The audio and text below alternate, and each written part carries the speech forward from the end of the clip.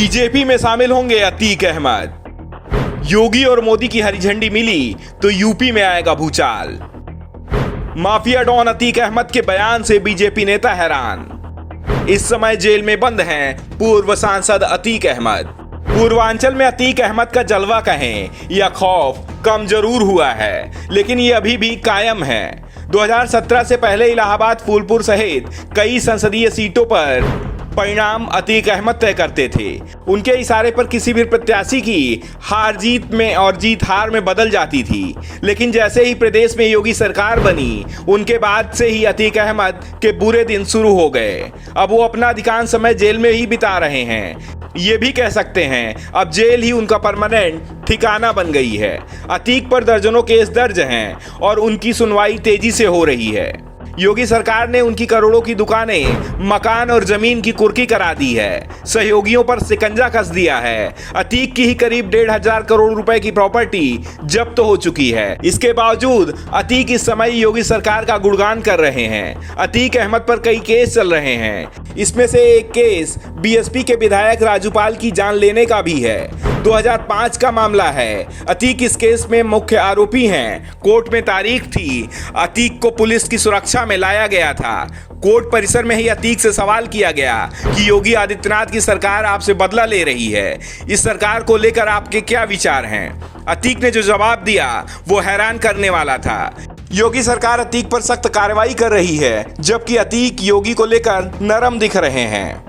उन्होंने योगी की तारीफों के पुल बांध दिए। कहा योगी ईमानदार और बहादुर हैं, अच्छा काम कर रहे हैं। यूपी के लिए योगी काफी अच्छे हैं। पीएम मोदी तो चुनाव के दौरान ही योगी को यूपी के लिए उपयोगी बता चुके हैं और अब अतीक भी योगी को यूपी के लिए उपयोगी बोल रहे हैं। अतीक के बदले सुर बहुत कुछ इशारा कर रहे हैं। अतीक योगी के गुणगान कर रहे हैं। इससे सपा को हैरानी हो रही है और उससे ज्यादा हैरान बीजेपी के नेता हो रहे हैं, क्योंकि बीजेपी और अतीक का अब तक 36 का ही आंकड़ा रहा है। ऐसे में अतीक के बयान के कई मायने निकाले जा रहे हैं। अतीक के करीबियों का दावा है कि सरकार की कार्रवाई से उन्हें बहुत चोट लगी है।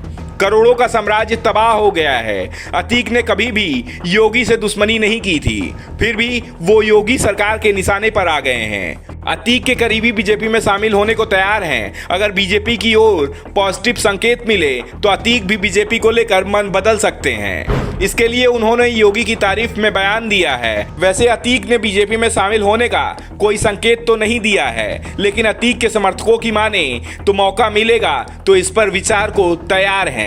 तो दूसरी ओर बीजेपी नेताओं का कहना है कि योगी राज में जनता से अतीक का खौफ अब गायब हो गया है। अतीक उल्टा ही योगी सरकार के खौफ में है। वैसे जो बात अतीक कह रहे हैं उसमें भी कुछ गलत नहीं है। पूरा प्रदेश ये जानता है कि योगी ईमानदार और बहादुर हैं, लेकिन ये भी साफ है बीजेपी के दरवाजे अतीक के लिए पहले भी बंद थे और भविष्य में भी बंद ही रहेंगे।